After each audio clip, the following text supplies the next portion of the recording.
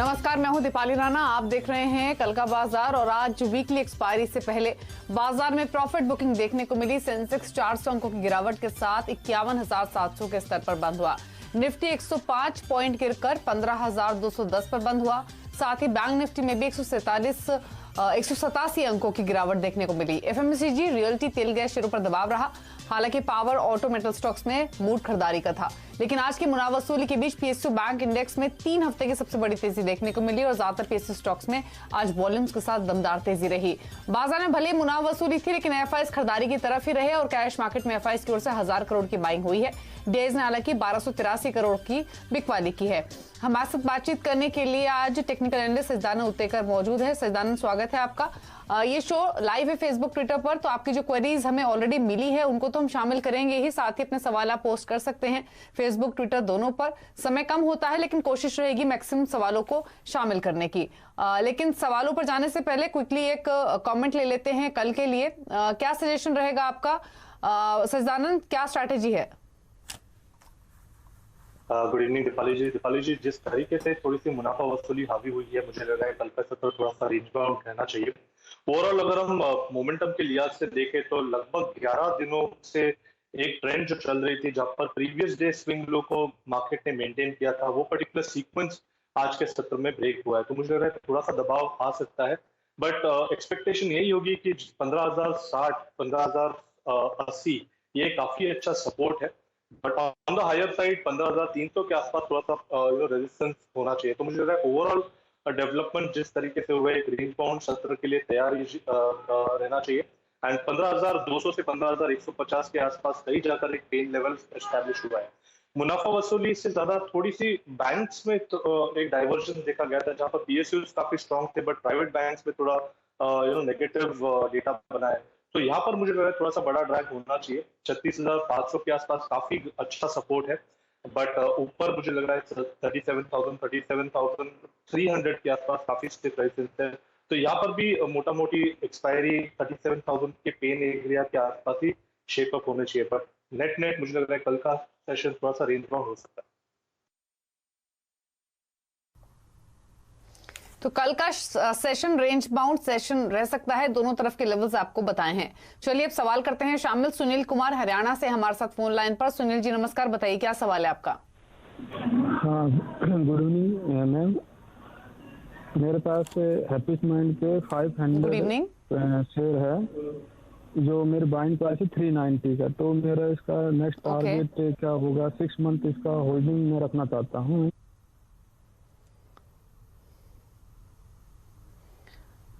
ठीक है, 6 महीने आप रख सकते हैं। हैप्पीएस्ट माइंड की आप बात कर रहे हैं, यहाँ पर आपका खरीदारी का भाव 390 का है। ऑलमोस्ट 90 रुपए का फायदा इनको ऑलरेडी हो रहा है। क्या सजेशन रहेगा, क्या करना है? दीपाली जी, क्लियरली यहाँ पर अगर हम स्ट्रक्चर को देखें तो ज्यादा डेटा नहीं है, बट 6 महीने का जो डेटा बना था उसके जो प्रोबेबल टारगेट्स है वो लगभग 500-510 के आसपास के ही मिल रहे हैं। बट जिस तरीके से और जिस इंटेंसिटी से ये ब्रेकआउट हुआ है, मुझे लग रहा है यहाँ पर थोड़ा सा लंबा समय उनको देना चाहिए। इनकी खरीदारी काफी अच्छे लेवल्स के आसपास थी, तो यहाँ पर मुझे लग रहा है 500-510 के आसपास अगर स्विंग्स मिल जाता है तो थोड़ा सा प्रॉफिट उनको बुक कर लेना चाहिए। और एक ट्रेलिंग स्टॉप लॉस मैं सजेस्ट करूंगा अराउंड 470 के आसपास। ये उनको क्लोजिंग बेसिस पे मॉनिटर करना है। जब तक स्टॉक इस लेवल के ऊपर क्लोजिंग अपनी एस्टैब्लिश रख रहा है, तब तक मुझे लग रहा है यहाँ पर ट्रेंड अच्छी तरह वायबल होना चाहिए। तो यहाँ पर इमीडिएट बेसिस पे जो मोमेंटम बना है, मुझे लग रहा है कहीं जाकर 500-510 के आसपास थोड़ा सा एग्जॉस्ट होगा। सो पार्ट प्रॉफिट वहां पर बुक कीजिए एंड बैलेंस पोजीशन के लिए 470 का ट्रेलिंग स्टॉप लॉस लगाइए। 70 का स्टॉप लॉस रखिए। 510 के लेवल्स मिले तो थोड़ा मुनाफा वहां पर लीजिए और उसके बाद आप अपनी बाकी पोजीशन को होल्ड कर सकते हैं। तो आपको यहां सेल नहीं करना है। 510 के लेवल्स मिले तो वहां आपको थोड़ी प्रॉफिट्स जरूर लेने होंगे। अगले कॉलर से बातचीत करते हैं। प्रताप घोष हैं हमारे साथ कोलकाता से। प्रताप जी नमस्कार, बताइए क्या सवाल है आपका? मैंने तो 500 रुपया परचेस किया हुआ है 46 में चले IDFC बैंक। तो मैं 6 महीने तक होल्ड कर सकता हूँ, क्या उससे कुछ बढ़ेगा कि नहीं? ये बात। IDFC फर्स्ट बैंक 10 रुपए ऊपर इनके खरीदारी के भाव से, लेकिन रख सकते हैं सजदानंद 6 महीने और भी। 46 की बाएंगे, क्या सजेशन रहेगा? दीपाली जी, यहाँ पर होल्ड की ही सलाह होगी। इनफैक्ट मुझे लग रहा है 50 के आसपास एक ब्रेकआउट हुआ था हाल फिलहाल में, एक कंटिन्यूएशन पैटर्न से स्टॉक काफी अच्छी तरह मोमेंटम उसने ले लिया है। तो मुझे लग रहा है वहां पर कहीं जाकर उनको स्टॉप लॉस ट्रेल कर देना चाहिए। एंड जिस तरीके से ये पैटर्न ब्रेकआउट है, उसके टारगेट्स कहीं जाकर अराउंड 65 के आसपास आ रहे हैं। सो 65 उनके लिए एक रिव्यू जोन होगा, बट डेफिनेटली एक लॉन्ग बैलेंस ही रखना है काउंटर में 50 के स्टॉप लॉस के साथ। 50 का स्टॉप लॉस रखिए और इसको होल्ड कीजिए। 65 रुपए के टारगेट्स तो न्यू टर्म में एक्सपेक्टेड है और उस लेवल्स पर जाकर अपनी पोजीशन को आप रिव्यू कर सकते हैं। महेश है दिल्ली से। महेश जी नमस्कार, बताइए क्या सवाल है आपका। ये मेरे पास नेस्ले के शेयर है 17,290।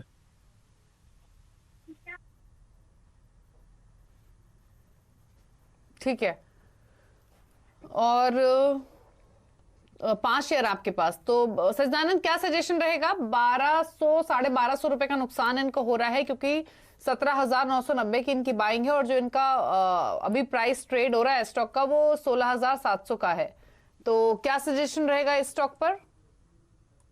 देखिए, यहाँ पर मुझे लग रहा है एक अच्छे लेवल के आसपास स्टॉक पहुंच चुका है। काफी समय से यहाँ पर एक करेक्टिव वेव एक्शन थी, एक बेरिश मूव थी, वो कहीं जाकर पोस्ट रिजल्ट को अरेस्ट हो चुकी है। एंड जिस तरीके से यहाँ पर एक डेली चार्ट्स पे बुलिश हैमर है, मुझे लग रहा है यहाँ पर एक अच्छा लेवल है जहाँ पर फ्रेश एडिशंस किए जा सकते हैं। सो 16,200 के स्टॉप लॉस के साथ यहाँ पर मेरी एक्यूमुलेट करने की सलाह होगी उन्हें। एंड 18,000 के आसपास मुझे लग रहा है अगर इनका शॉर्ट टर्म का भी नजरिया होगा तो रिव्यू करनी चाहिए पोजीशन। ओवरऑल अगर इसकी ट्रेंड देखें तो सेक्युलर अपमूव में रहा है काउंटर। एंड जिस तरीके से मंथली चार्ट्स और वीकली चार्ट्स पे एक सीक्वेंस बनी है, मुझे लग रहा है एक नया बेस 16,200 के आसपास एस्टैब्लिश हुआ है। तो जब तक ये बेस वैलिड है, मुझे लग रहा है उनको अपनी पोजीशन होल्ड ही करनी चाहिए। एंड ये जो अपॉर्चुनिटी मिल रही है, मुझे लग रहा है उस अपॉर्चुनिटी में और एडिशनल पोजीशन बना लेनी चाहिए 18,000 के लक्ष्य के लिए। ठीक है। फेसबुक के जरिए अजय कुमार ने सवाल भेजा है गोरखपुर से। अशोक लेलैंड पर इनका सवाल है। खरीदारी का भाव है 96 रुपीज और 500 शेयर्स है इनके पास। बताइए क्या सजेशन रहेगा? 132 पर आ चुका है स्टॉक, अच्छे मुनाफे में है ये, क्या करें? देखिए, पोजीशन को होल्ड करना ही चाहिए इनको। इनफैक्ट जिस तरीके से स्ट्रक्चर है यहाँ पर 140 एक ऐसा लेवल है जिसके ऊपर उनको अपनी पोजीशन रिव्यू करनी चाहिए। बट फिलहाल साइडवेज कंसोलिडेशन में है काउंटर, तो 122 का मैं ट्रेलिंग स्टॉप लॉस उनको सजेस्ट करूंगा एंड होल्ड करने की सलाह दूंगा। होल्ड करने की सलाह है, बने रहिए स्टॉक में, अच्छे लेवल की आपकी एंट्री है। प्रदीप तिवारी हैं हमारे साथ जयपुर से फोन लाइन पर। प्रदीप जी नमस्कार, बताइए सवाल। हाँ नमस्कार मैडम, पहले तो बहुत बहुत धन्यवाद, आपने मुझे कनेक्ट करा। बहुत बड़ा फैन हूँ मैं आपका, पूरी सीएनबीसी टीवी के 18 का और पूरी। मैडम मेरे पास रूट मोबाइल के शेयर हैं, 1,050 रुपए की परचेज बाइंग है मेरी मैडम। 586 शेयर है मैडम। और दूसरा TBZ के शेयर 1,050 की आपकी बाइंग है? जी मैडम, 1,050 की बाइंग है। और TBZ के शेयर है मेरे पास मैडम, 85 रुपए की बाइंग है, 6,000 शेयर है मैडम। 85 रुपए की बाइंग आपकी TBZ में है और रूट मोबाइल में 1,050 की बाइंग है। तो सजदानंद क्या सजेशन रहेगा? इनफैक्ट रूट मोबाइल में तो इनकी इन्वेस्टेड राशि 80-90%, ऑलमोस्ट 90% इनफैक्ट ग्रो हो चुकी है। बहुत अच्छे लेवल की एंट्री, शानदार मुनाफा। यहाँ पर प्रॉफिट्स लेने हैं या फिर रखना है ये स्टॉक? और दूसरा TBZ थोड़ा नीचे इनके खरीदारी के भाव से। देखिए, रूट मोबाइल पे तो क्लियरली यहाँ पर भी ज्यादा डेटा नहीं है, बट जिस इंटेंसिटी से यहाँ पर एक वर्टिकल राइज हुई है, वो इंटेंसिटी थोड़ी सी कॉशियसनेस इंडिकेट कर रही है। बट ओवरऑल अगर हम परफॉर्मेंस देखें तो कहीं पर भी ऐसे नेगेटिव साइन नहीं है। बट सिंस 100% रिटर्न्स ऑलमोस्ट उनको बन रहे हैं, तो यहाँ पर मुझे लग रहा है थोड़ा सा मुनाफा बांध देना चाहिए। एंड 1700 के आसपास उनको एक ट्रेलिंग स्टॉप लॉस लगा देना चाहिए। 1700 on a weekly closing basis ये स्टॉप लॉस उनको मेंटेन करना है। सो मुझे लग रहा है यहाँ पर एक ट्रेलिंग स्टॉप लॉस स्ट्रैटेजी से उनको अपनी पोजीशन होल्ड करनी चाहिए, क्योंकि यहाँ पर एक कंटिन्यूएशन पैटर्न या फिर एक कोई डिसाइसिव पैटर्न नहीं है टारगेट्स डिनोट करने के लिए। तो हाल फिलहाल में जिस तरीके से मोमेंटम बनना है, थोड़ा सा मुनाफा वसूल कीजिए एंड बैलेंस पोजीशन के लिए एक ट्रेलिंग स्टॉप लॉस लगा दीजिए 1700 के आसपास। TBZ अगर हम देखें तो मुझे लग रहा है काफी समय से इस पर्टिकुलर रेंज में लॉक्ड इन है, अराउंड 85 से 70 में। एंड जिस तरीके से इसके इंडिकेटर्स प्लेस्ड है, मुझे लग रहा है 80-82 के ऊपर अगर इस बार स्टॉक निकल जाता है तो काफी बड़ी वर्टिकल राइज आनी चाहिए 120 के लक्ष्य के लिए। मुझे लग रहा है यहाँ पर खरीदारी की जा सकती है। एक प्री अटेम्प्ट अपॉर्चुनिटी होगी, 68 का लगाना चाहिए उनको स्टॉप लॉस, एंड 120 होना चाहिए रिव्यू जोन, 83 82 होगा मोमेंटम लेवल। ठीक है, तो दोनों स्टॉक सर आपको राय मिली है। इसके अलावा फेसबुक के जरिए संतोष गौड़ ने सवाल भेजा है, मिन्ना इंडस्ट्रीज पर 600 के प्राइस पर 200 शेयर्स लिए हुए हैं, तो बताइए मिन्ना इंडस्ट्रीज पर क्या सजेशन रहेगा आपका? सजदानंद, क्या करना चाहिए इनको? देखिए मिंडा में यहाँ पर भी स्ट्रक्चर इतना खराब नहीं है, बट जिस तरीके से एक साइडवेज कंसोलिडेशन में गया है काउंटर, वो एक हेल्दी साइन है। मुझे लग रहा है अगर थोड़ा सा यहाँ पे प्रेशर आता भी है तो 530 के आसपास काफी बढ़िया सपोर्ट है। सो स्टॉप लॉस उनको लगाना चाहिए अराउंड 505 के आसपास। एंड जिस तरीके से एक वर्टिकल राइज चल रही है, मुझे लग रहा है थोड़े से कंसोलिडेशन के बाद अगर वापस एक फ्रेश ब्रेकआउट आ जाता है तो लगभग अराउंड 680 660 के आसपास के स्विंग्स बनने चाहिए। तो यहाँ पर भी होल्ड करने की सलाह। ठीक है, अगले कॉलर से बातचीत करते हैं। अक्षय यादव हैं बेंगलुरु से फोन लाइन पर। अक्षय, गुड इवनिंग, बताइए कौन सा स्टॉक है आपके पास?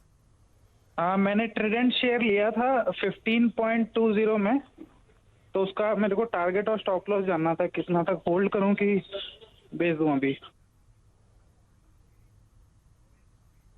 की आप बात कर रहे हैं, 15 रुपए 20 पैसे की आपकी खरीदारी है, 14 रुपए के आसपास स्टॉक की हुई है क्लोजिंग। नुकसान में है इनकी पोजीशन क्योंकि इनके बाइंग प्राइस से नीचे है ये स्टॉक। क्या करना है इनको सजदानंद? रखना है तो स्टॉप लॉस कहां मेंटेन करें, और अगर रखेंगे तो टारगेट क्या एक्सपेक्ट कर सकते हैं? देखिए यहाँ पर एक मंथली चार्ट पे एक ब्रेकआउट हुआ था 11 रुपए के आसपास, और जिस तरीके से यहाँ पर एक एक्यूमुलेशन पैटर्न है वो इंडिकेट तो कर रहा है टारगेट अराउंड 21 के आसपास के। बट मुझे लग रहा है जिस पेडिग्री का ये स्टॉक है, यहाँ पर एक ट्रेलिंग स्टॉप लॉस जरूर उनको मेंटेन करना चाहिए। 13 एक ऐसा लेवल होगा जिसके नीचे ये जो ब्रेकआउट मोमेंटम हुआ है वो फेल हो सकता है। सो फिलहाल तो मुझे लग रहा है उनको अपनी पोजीशन होल्ड करनी चाहिए, एंड 13 के आसपास उनको स्टॉप लॉस लगा देना चाहिए। इमीडिएट बेसिस पे अगर 14.5-15 के स्विंग्स बन जाते हैं तो मुझे लग रहा है वो ब्रेकआउट फ्रेश एस्टैब्लिश होगा, एंड जो पैटर्न लॉन्ग टर्म चार्ट पे है उसके टारगेट फिर बन सकते हैं अराउंड 21-22 के आसपास। तो फिलहाल तो होल्ड करने की सलाह होगी 13 के स्टॉप लॉस।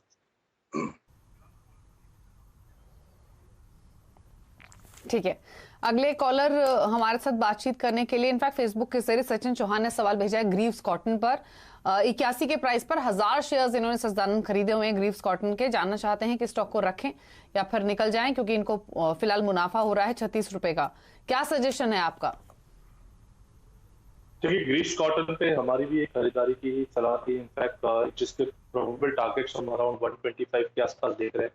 सो काफी क्लोज आ चुका है अपने पैटर्न टारगेट्स के नजदीक, तो मुझे लग रहा है यहाँ पर उनको अपना मुनाफा वसूल लेना चाहिए। तो ऐसा कंसोलिडेशन अगर होता है तो वापस रिविजिट करेंगे, बट फिलहाल जिस तरीके से एक ब्रेकआउट हुआ था 90 के आसपास, उसके पैटर्न टारगेट्स यहाँ पर कंप्लीट हो रहे हैं, तो 120 125 एक प्रॉफिट बुकिंग जोन होगा।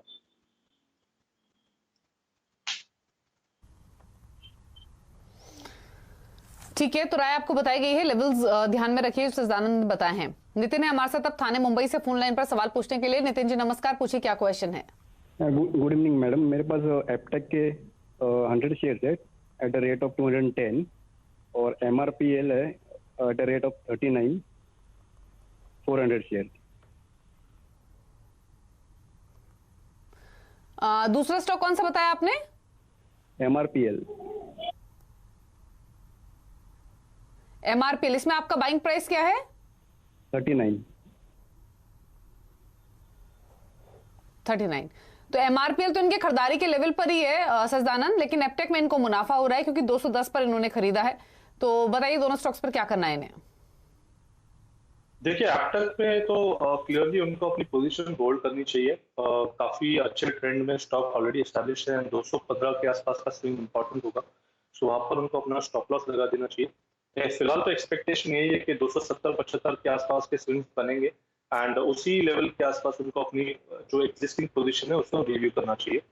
अगर हम MRPL की बात करें तो काफी समय से एक रेंज में अटका हुआ है काउंटर, अराउंड 40 के आसपास उसे काफी सप्लाई मिल रहा है, बट स्टॉक में 28-29 के आसपास काफी बड़ा सपोर्ट भी बिल्ड हो रहा है। तो मुझे लग रहा है यहाँ पर काफी इंटरेस्टिंग जंक्शन पे है। तो फिलहाल तो 32 के स्टॉप लॉस के साथ होल्ड करने की ही सलाह दूंगा। अगर 40-42 ये पर्टिकुलर लेवल ब्रेक हो जाते हैं तो अगले कुछ महीनों में अराउंड 56-57 के आसपास के स्विंग्स भी बन सकते हैं। सो बेस के काफी नजदीक है, इसलिए होल्ड करने की सलाह होगी 32 के स्टॉप लॉस के साथ। 42 फर्स्ट रिव्यू पॉइंट होगा और 56 होगा टारगेट।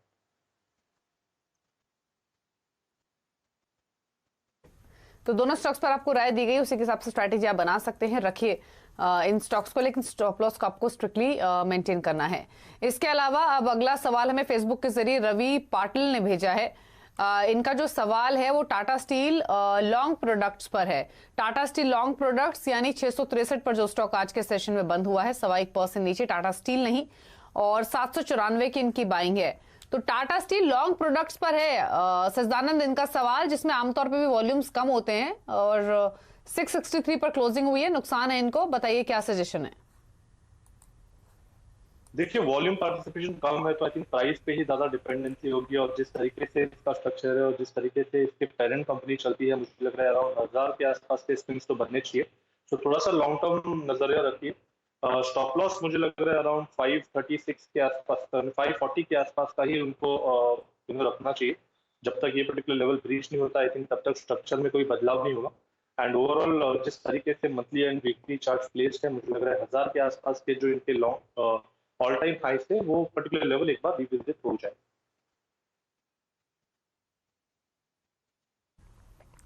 ठीक है, तो ये सजेशन आपको दिया गया है, रखिए स्टॉक को और एक स्टॉप लॉस जरूर मेंटेन कीजिए। चलिए एक ब्रेक के लिए रुकेंगे, लेकिन ब्रेक में जाने से पहले बात करते हैं सीएनबीसी आवाज और नेशनल स्टॉक एक्सचेंज की स्पेशल कैंपेन इन्फॉर्म्ड इन्वेस्टर के बारे में, जिसका मकसद है निवेशकों को जागरूक करना और निवेश से जुड़ी हर छोटी बड़ी बात उनको बताना। जब कोई अजनबी हमसे घर या फिर कार की चाबी मांगता है तो हम बिना कुछ सोचे समझे उसको तुरंत मना कर देते हैं। ठीक उसी तरह वित्तीय लेन देन से संबंधित अपने पासवर्ड गोपनीय रखिए और इसे किसी के साथ साझा मत कीजिए। एक जागरूक निवेशक वही है जो जानता है कि पासवर्ड शेयर करना पैसे साझा करने जैसा है। आपके क्विक कमेंट इस पर सजदानंद। देखिए ये काफी पर्सनल इंफॉर्मेशन होती है, काफी सेंसिटिव इंफॉर्मेशन है। पासवर्ड्स तो शेयर भी नहीं करने चाहिए, एंड मुझे लग रहा है रेगुलरली उन्हें अपडेट भी करना चाहिए, एंड रीचेंज भी करना चाहिए। सो इमीडिएट बेसिस पे तो मुझे लग रहा है कि एक काफी बड़ी एक सिंपल हाइजीन है कि काफी सेंसिटिव इंफॉर्मेशन तो डेफिनेटली किसी के साथ शेयर नहीं। ठीक है, एक ब्रेक के लिए रुक रहे हैं, जल्द लौटेंगे, कुछ और क्वेरीज करेंगे शामिल। आप देखते रहिए कल का बाजार। आप देख रहे हैं कल का बाजार और सजदानंद उत्तेकर हमारे साथ हैं सवाल पूछने के लिए, और अगले कॉलर हमारे साथ बातचीत करने के लिए फरहान अहमद हैं और ये बातचीत कर रहे हैं वारंगल से। फरहान नमस्कार, बताइए क्या सवाल है आपका। Good evening madam. मैडम मेरे अशोक लीलैंड के 130.80 पे 1000 स्टॉक्स है madam. Should I hold it और सेल इट मैडम?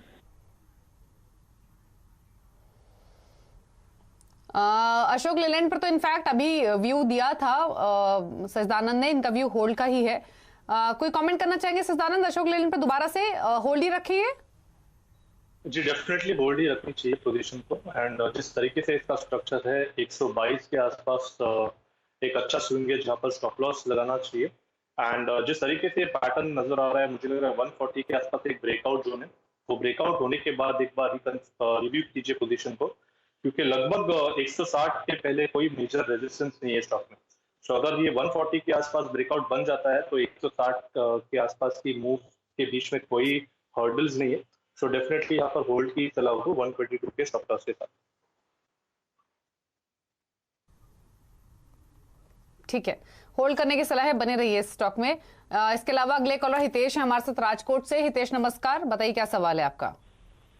मेरे पास 167 पे 75 हाइकल का शेयर है। ठीक है, हाइकल एक 167 की इनके बाई गए, 164 पर अभी ट्रेड हो रहा है। क्या सजेशन रहेगा हाइकल पर सजदानंद, क्या करेंगे? देखिए यहाँ पर काफी बड़े रैली के बाद एक अच्छा कंसोलिडेशन हो रहा है, तो मुझे लग रहा है ये कंसोलिडेशन फेज थोड़ी और समय तक चल सकता है। ओवरऑल अगर हम इमीडिएट बेसिस पे देखें तो मुझे लग रहा है थोड़ी सी डिक्लाइन हो सकती है, अराउंड 145, 140, 150 के आसपास के स्विंग्स बन सकते हैं। बट मुझे लग रहा है स्टॉप लॉस उनको 140 के आसपास का ही लगाना चाहिए। जिस तरीके से कंसोलिडेशन बैंड नजर आ रहा है, मुझे लग रहा है ओवरऑल 180 से लेके 150 इसी पर्टिकुलर रेंज में स्टॉक ऑस्किलेट होना चाहिए और कुछ समय के लिए।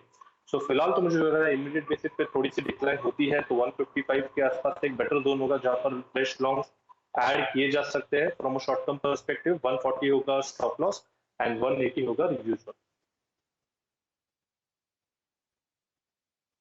फेसबुक के जरिए आशुतोष नगोरी ने सवाल भेजा है, बजाज फाइनेंस 130 शेयर्स हैं, 700 का प्राइस है, तो प्राइस देखकर तो लग रहा है कि इनकी ऑलमोस्ट 5-6 साल पुरानी बाइंग होनी चाहिए और इस भाव पर यह स्टॉक होता था, इनफैक्ट इसके भी नीचे ट्रेड करता था एक समय में। इंटरेस्टिंग यह है कि इन्होंने इतना पेशेंस दिखाया और इस स्टॉक को इतना लंबा होल्ड किया।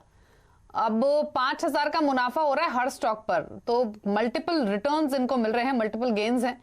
लेने प्रॉफिट से पर रखना है अभी भी?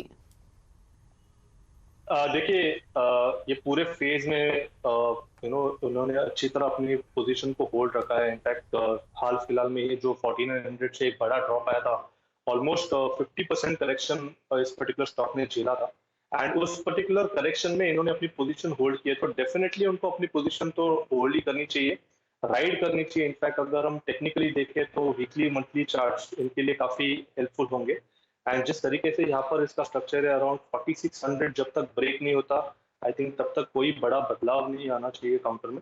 ऑन द हायर साइड मुझे लग रहा है कि ग्रेजुअली 6800 6900 के आसपास के स्विंग्स भी बन सकते हैं अगर थोड़ा सा और लंबा टाइम फ्रेम रखें।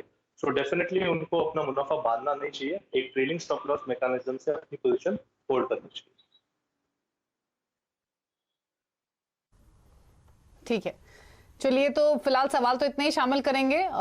शुक्रिया सजदानंद, शो का हिस्सा बनने के लिए। कोई क्लोजिंग कमेंट आपकी ओर से? थैंक यू दीपाली जी। जो स्टॉक्स हमने डिस्कस किए हैं वहां पर मेरा निजी कोई निवेश नहीं है, बट मेरे क्लाइंट्स को हमने काफी सारे स्टॉक्स यहाँ पर रिकमेंड किए हुए हैं, सो मे बी उनकी पोजीशन हो सकती है।